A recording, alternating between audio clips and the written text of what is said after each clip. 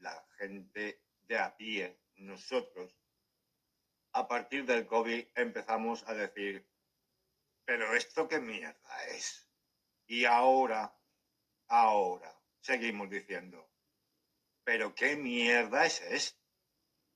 El propio Elon Musk, que no es cualquiera, no es el cartero, ni más ni menos, que ha dicho públicamente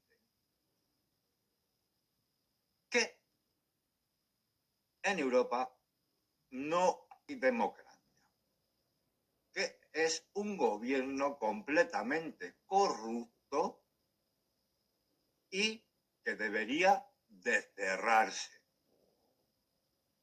¿Cuánto tiempo llevo yo diciendo eso? Un aplauso para Elon Musk, aunque sea del equipo.